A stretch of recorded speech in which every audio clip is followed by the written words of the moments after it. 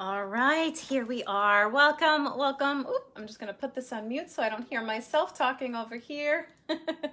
Here we are. Welcome to Tribe of Excellence. I'm Dawn Reby, CEO of Excellence in Analytics, and our entire team, I'm actually excited right now because our team just got nominated. But before I tell you about that, our team really helps those mid-level supervisors and small business owners build themselves, build their teams so that they can really create this work-life excellence. So we help build the infrastructure to get you there and the work-life harmony piece, that work-life integration to get you there as well. So today we have a very special guest with us. I'm really excited. I'm going to share with you a little bit about our special guest today, but I just wanted to say hello to everyone here, and I wanted to just give a huge shout out to our team who was just nominated. Our company was just nominated for Entrepreneur of the Year of the quarter of the year by Next on Scene. I'm so excited about that. We have an amazing team, and I know that you know that too. So huge congratulations to our team for all the work that they've been doing here with you. Congratulations, Michelle and Caroline and Annie and Nick and Jen and Ria. I'm really excited that we as a team have been nominated. So we'll be on some podcasts and in some magazines. I'm really, really excited about that. Okay, enough about us. We have something really special happening. Yes, thank you, Christiane. Yeah, it's pretty exciting. Steve is here. Who else is here? I see Michelle, who's popping on here today. Let us know if you were here live, because we're about to bring on a very special guest. So let us know if you were here live or if you are listening in on the replay. We have our special guest who's chiming in here. Colonel Alvin Schwapp will be joining us in just a little bit. Renee, thank you so much. Hello, we appreciate you. Yes, congratulations, Excellence in Analytics. Thank you, Steve. I appreciate that. Andrew's giving us a high five too. Awesome. So, as you know, we serve people, professionals who really want that work-life integration happening. We want you to be excellent in your work environment and excellent in your home environment. And yes, you can have both of those things. We have worked with hundreds of people to help them get that very thing. And, and I'm excited to share that we're delivering that to you again today. We have an amazing speaker with us, and he's quite funny too, right? He's going to share with us some solutions to gaps in leadership. He has an extensive background in leadership. I think there were something like 27 leadership positions in military and military police, in education, and a bunch of other amazing things that we're going to dive into once he is on here live. Yes, the horse is here, ready to rock and roll. Hey, Rodolfo, nice to see you. Becky's here. Fantastic. I'm going to go ahead and see if I can bring on Alvin Schwapp right now. Let me go ahead and get that little button pressed here. All right, so here we go. Alvin, do me a favor and request one more time to come on in. I can't find the button for you. It is blocked out. So if you can request one more time, we'll go ahead and get you in. Hey, Michelle, nice to see you. We're about to bring on Colonel Alvin Schwapp, who's going to help us identify some big leadership gaps and those solutions to those big leadership gaps relative to, owning your role in leadership, relative to diversity in leadership, and a couple of other great things. So Alvin, see if you can press that button. You may have to hop out and then hop back in order for that button to reappear. Let us know. Caroline might be able to help you get in on that. So I'm going to share with you, Mr. Schwapp is right now in Connecticut. Yeah, that's some energy right there. Schwapp is in Connecticut right now. Let's go ahead. I see you. I'm bringing you on. All right, go. So he should be up here any minute. And so we're going to go ahead and pick his brain because he has some amazing things relative to leadership and diversity in leadership and personal ownership that he's about to share with you. All right. I see that he's popping on in here. It might just take a moment to get on. Hey, Laura. Oh, gosh, I'm so glad that you are here, Laura. This is great to see you. Erica's here, too. Fantastic. And Alvin is connecting. There we go. All right, we got you. How are you today? Hey, I'm good. I'm good now. All right. Yeah. Thank you. Thank you so much for being with us today. Yeah. Well, the honor is definitely mine, and you can see I have no expertise in this technology, but I'm struggling through it. So thank you so much. Yeah, you're great. You're doing great. Yes. So you can't see the comments, but I can. So what I'm going to do is Okay. just as I hear questions and comments come in, I'm going to interrupt and kind of get in on it. But before we go into anything, I just want to personally thank you for coming here. I know, you know, you and I have talked on the phone and texted and did some things to stay connected. You're a flippin' riot, but you're also an amazing leader. So you have this great combination to you. I can't wait for you to share some of the things that you've shared with me with this crew here. So by way of introduction, help folks understand a little bit about your leadership background, the positions that you've held in leadership, and the team, the types of teams that you lead currently. Oh, well, thank you. And I have to say that the honor is mine to be here amongst you and your magnificent tribe of excellence. You inspired me from the very first moment that I saw you. We connected via LinkedIn, and then we went and took this thing to another level. I had the opportunity to have a long, engaged conversation with you, and I was hooked. I was hooked, you know. The honor is mine, and I keep just watching everything that you're doing and making things happen. And I couldn't be more honored to be a member of your fold than I am right now. So, but before we go any further, yes, sir. Before we go any further, I just want to make sure that if there's any comments about my hairstyle, you know, it was a bad hair day for me, that that I can address that right now, so that there'll be no concerns. I don't want anybody distracted by what I got going on. Well, we're about to go on a ride today, okay? I will say, Chris says he's reporting, sir. He made it.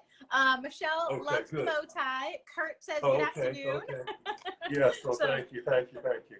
Well, thank you all. And there was a number of folks that I was trying to establish some communication and dialogue with before this event, because it's always important that we make the world smaller, right? By just bringing in and making people feel comfortable with each other. So that's a big part of what I do.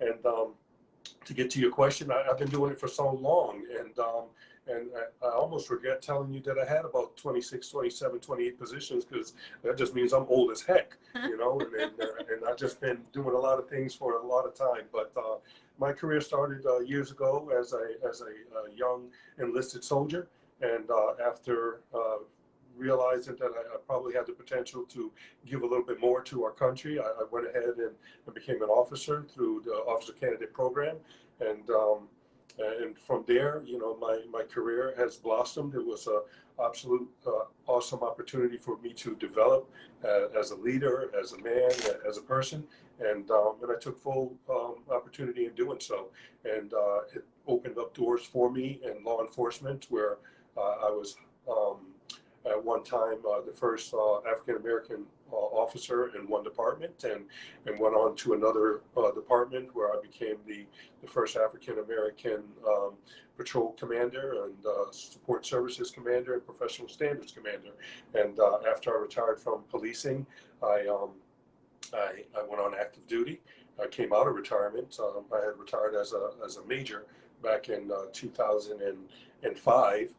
After a tour in Iraq, and decided I just needed to take a knee and focus on me a little bit. So I went on and did my graduate work. I met some outstanding people at Johns Hopkins, and completed my my graduate work there, and then got a niche in the field to come back into into the fold of the uniform, and I did so.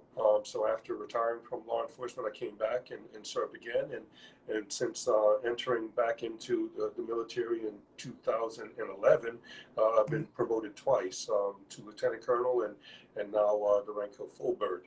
Congratulations. So, yeah. All that time, there's been a lot of experiences. I had a wonderful tour as a director for a magnet school, where I learned so much, not only about the kids, but about myself, and how to be a more servant leader, and the capacity of developing young people. So I come to you with all of that, as well as experience that started in facilities management, in insurance, before even becoming a law enforcement officer. So, so I've been around for a few decades. Yeah. Right? And but actually retired twice before age of 45. But like I said, needed to come back into the military to finish what I thought I could accomplish. So right now I'm working hard on finishing up War College, and we'll do that by the end of July.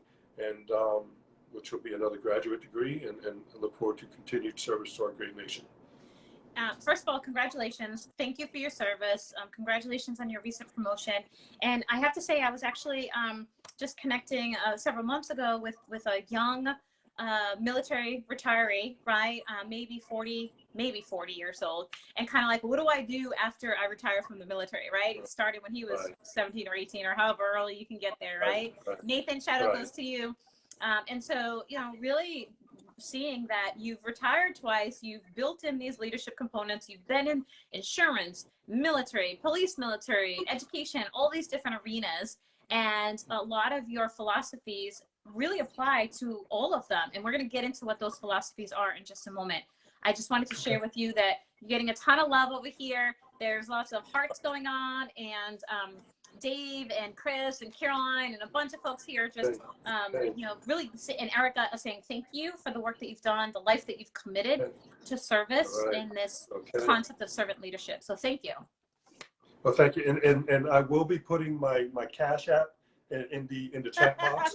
So if anyone wants to make a donation to this month's mortgage, I will be accepting those donations. Thank you. Accepting donations. I love it.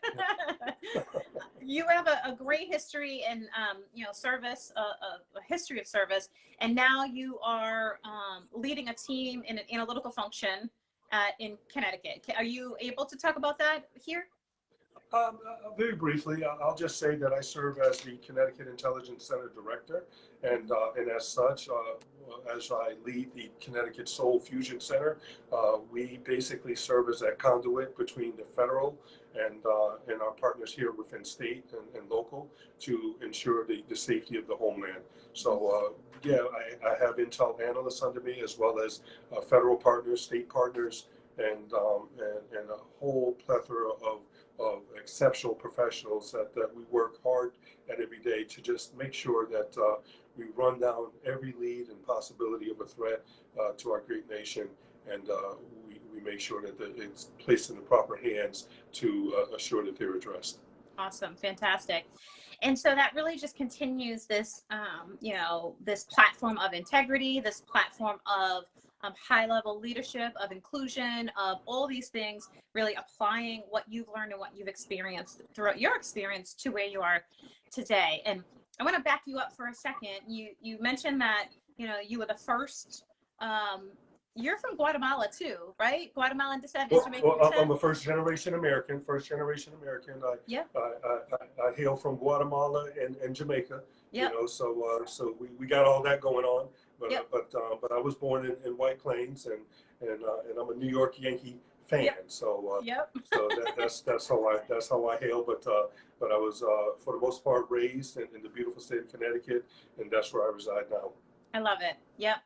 And so you mentioned a little bit about you being the first officer at multiple levels in multiple agencies of non-white descent, right? And so that, I take a step back. I mean, I grew up in a community, it's mostly Spanish community, and and I really think about the message that we tell our families, our friends about leadership. And I think by you stepping up to the plate in so many areas of your life, you're not only telling the message to your family and your friends, but to everybody. And so I love that you've taken the stance that you have. So thank you.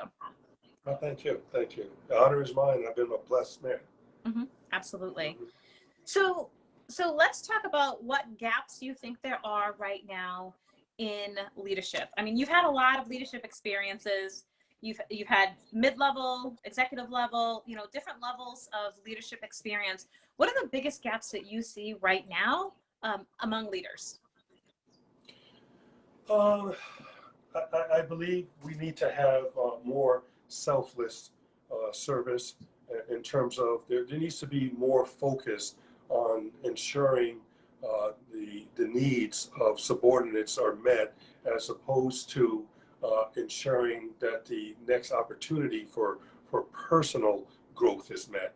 So I think when leaders get caught up in worrying more about themselves versus placing their subordinates in opportunities to be successful for the organization, that creates a huge challenge and is against everything that leadership should is about, which is to make things possible for your subordinates to achieve organizational objectives. Yeah, yeah. We have Sharon and several others here who are chiming in, who are just saying, Nicole, that you are the epitome of leadership. You are what leaders should aspire to be. So that's awesome. Those are, thank you so much. But I'm just a regular guy. I'm just Al from the block, and I'm going to share some thoughts with you today, and hope it moves some people to either validate what they're doing or to maybe think along the new ways of doing something different. But I thank you all for that. So, you talked a little bit about this servant leadership concept. And, we've actually had quite a few folks on over the last couple months talking about what servant leadership is, right? And how to have that reflection piece happen first before you lead others. What can you explain? Can you kind of maybe just expand a little bit on what it means to be that servant leader, that change agent in your own thoughts? Okay. All right, and thank you. That's an outstanding question, and I'm gonna take it here, and then I'm gonna take it here, then we come back again, okay? Okay, and got I'm it. gonna get my jiggy on in the meantime, okay? That's how we're gonna do it, all right? So, and what I like to say is that first and foremost, effective leadership, that really comes from within, right? That has to be innate within you. That has to be an embodiment of who you are, right? And yeah, we have training, we have experiences, we have formal education, but the essence of leadership, it really starts with you have to be a good person, right? You have to genuinely care about people, you have to genuinely care about your organization's mission, and you have to genuinely be committed to excellence, okay? And I always say, before you can do anything for anyone else, right, you have to make sure that you are in check, right? You have to be in check, and you have to know, value, and respect yourself. So so what's very important for me, and what I would like to express to the audience here is that you actually have to love yourself, right? And one thing that I can say about me is I love me some me. All right, I love me some me. All right, and I say that in a way, if I was on a Popeyes commercial and I was trying to convince somebody how good that meal was, I love me some me. All right, Yes. and that's what I want everyone to possess about themselves. Yes. Just a love and a true desire and an understanding and a valuing and a respect of themselves, because once you have that, nobody can take that from you. Nobody can take that from you. Nobody can deny your excellence. Nobody can intimidate you because you value yourself, and nobody can take liberty with you. Okay? And once you can aspire to those heights of self-actualization where and it's always important to be humble, but you're not just a regular bag of chips just on the shelf there. Yes. You actually know it and you embody that. Now you can do something for others. Yeah. Right? Now you can help people to get to that next level because you're coming at them with a level of experience and knowledge and confidence and ability that's going to resonate with them and help them to get to that next level. So when I talk about, taking people to the next level, and I try to help others do that, I first encourage people to know and love themselves first. And now you can reach out and you can be effective in guiding the lives of others in professional capacity. You're getting a ton of love on this. I can't even read them all. Kurt, Jen, there's a bunch of people in here saying, yes, Sharon, and all kinds of folks chiming in on here. Chris, and so most civilian supervisors have no, it's tricky. Renee is loving on you. There's lots of folks who are loving on you. And so I have to say, Colonel, that, so you and I've talked about, we run a leadership program, right, for mid-level supervisors to really, have that work-life integration. And one of the very first module is you. It is 100% you. It is looking in the mirror. Who do you want to be? What do you want your core values to be? Own them, know them, breathe them, elevate up. and then we Exactly. get to the Yes. rest of the stuff, right? Yes. Yes. Yes. Because Yeah. That's perfect yeah, strategy. Perfect yeah, approach. Yes. because Yeah. so many Yeah. And people. Oh, I'm sorry. Sorry. Yes. no, no, I'm good. I am buying what you're selling. Keep going. Keep selling. Here it is. Yes. Yes.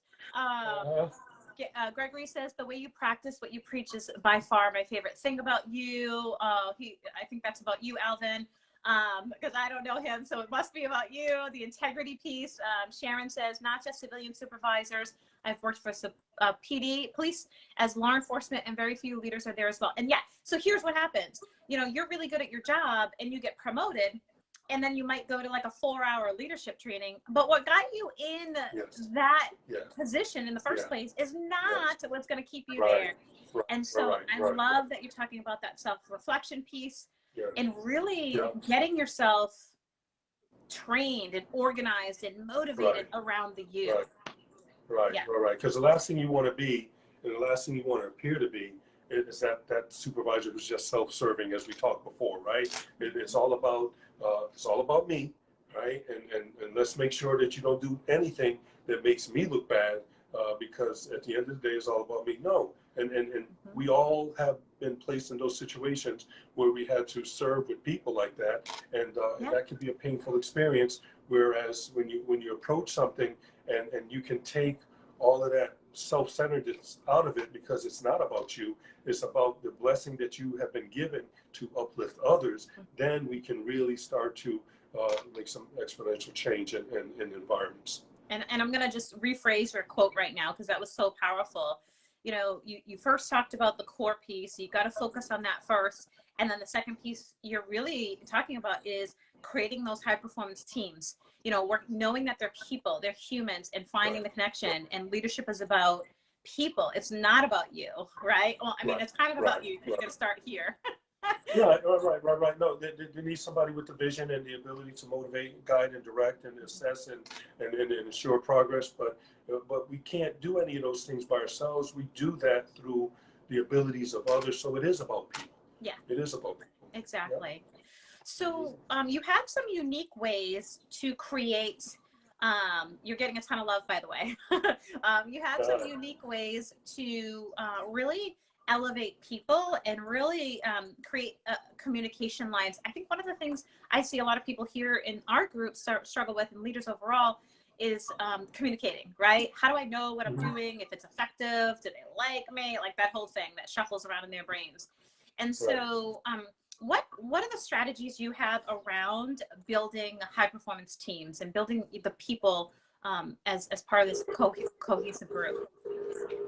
Well, I think that what occurs first when you seek to make this happen is you just need clarity, right? And sometimes clarity comes best from your experience, right? So it's sort of hard to walk into an organization and and and not know, and not be able to detect what's wrong with it, because you yourself don't know what right looks like, right? Mm-hmm. So through experience, we gain that awareness of how to make organizations better and more effective. So what's key to a guy like me, because I just came in through the state of Connecticut, and every one of those 26 or 20 whatever leadership positions, I came in brand new.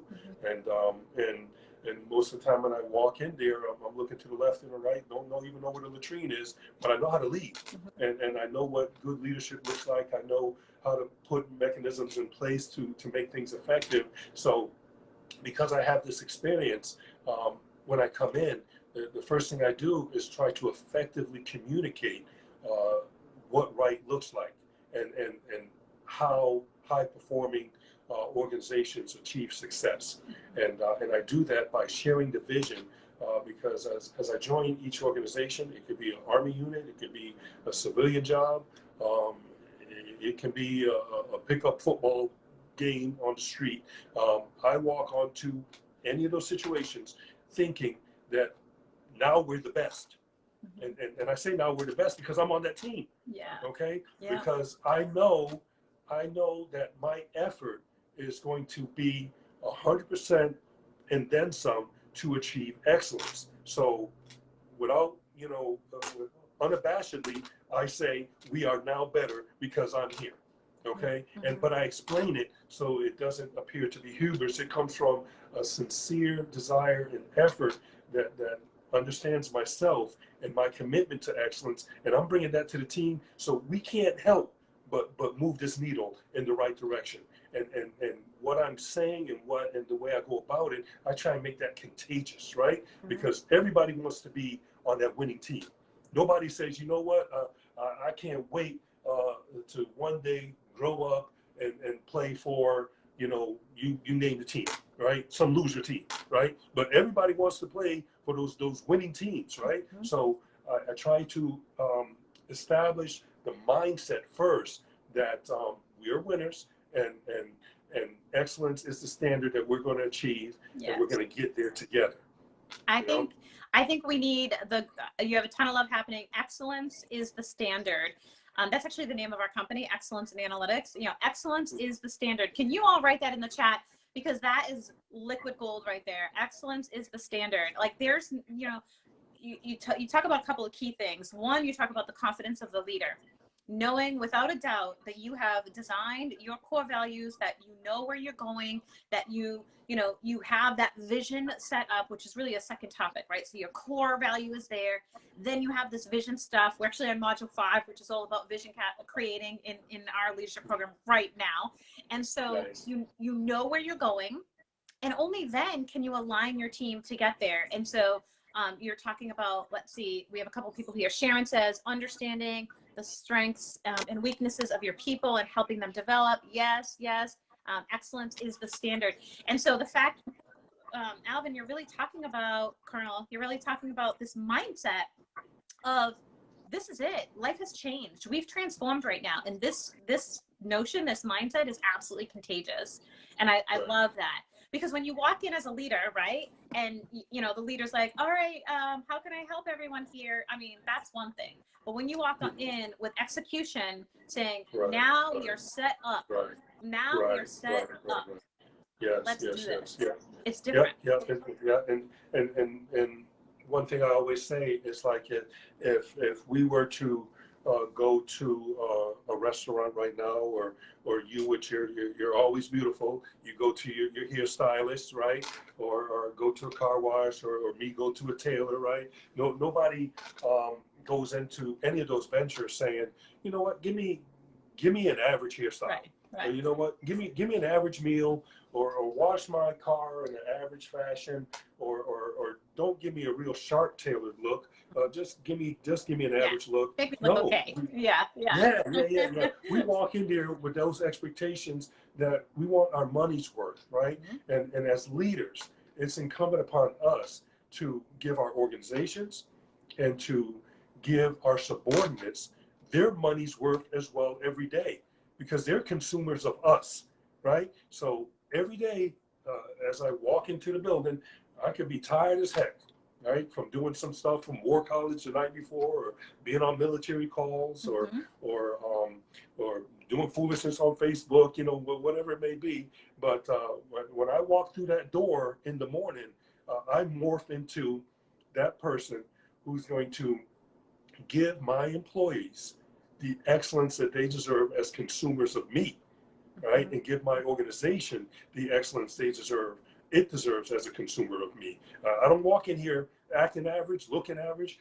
As soon as I come in, I make sure my persona itself elevates the room, right? Yes. To the point where when I'm not walking through the door, and I've heard this in multiple organizations, there's an appreciable difference of where's that guy at, we actually missed you when you wasn't here. There's something that's there's something different when you're not here. There's a gap, there's a void. So those are those types of feedback and validations of your value to the organization.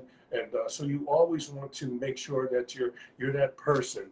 Just bring in energy, right? And if the energy is low in the place, then you have to be that person to bring that energy up and make sure that everybody's clicking and everybody is ready to go. As we say in the military, are you fired up? That's right. Are you fired up? Fired up. And when I come on when I come into an organization, I want that organization to be fired up, and I want to be a part of firing it up. If not, then I'm failing before I even begin. I love it. I want to be a part of firing it up. I'm going to write that down. Be a part of firing it up. And so I love it, because here's the thing, when we talk a lot to folks here in our programs about you setting the tone, right? Those leaders who are like, oh, I don't really like to talk to people, I like to just observe, and we say you set the tone.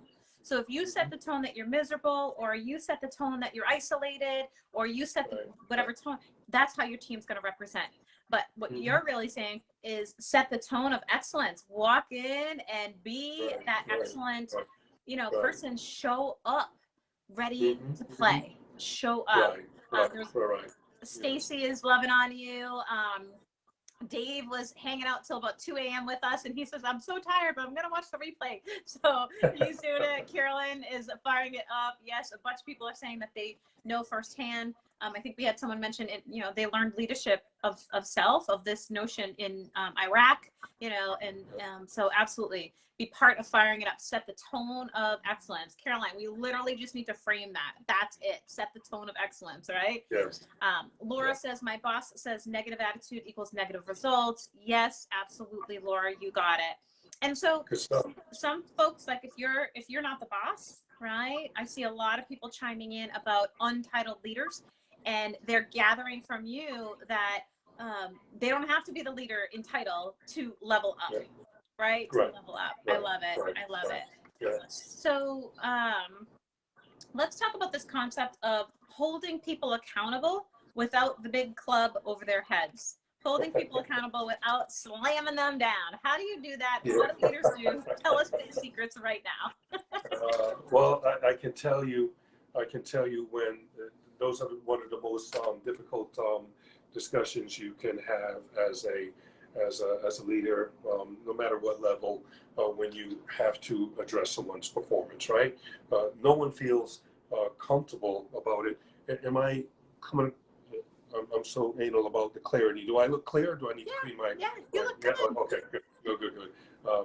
So those things are very challenging, and no one feels comfortable with those type of discussions when you have to hold folks accountable. So I always think of it in terms of if I can effectively communicate my concern to you, and you get it, right? And as adults, we can conclude that I communicate to you the standard, and I'll ask you, okay, so is that standard achievable? Is that in some way not achievable? Is there some type of inhibitor to your success as a result of this standard? And more than likely, because people are conscientious, right? You don't have to beat people over the head when they have done something that's not in accordance with the standard, because conscientious professionals already feel bad about it. So you're walking into that discussion with an advantage already, because you're a conscientious employee, they already feel bad. So my thing when I have to have those difficult discussions is understanding that I already have that step up. And because I have that step up and I'm dealing with someone conscientious and professional, at that point it's just a conversation, and for the most part, they'll tell you they understand the standard, they understand they're in violation of the standard, and what they're going to do to correct that violation.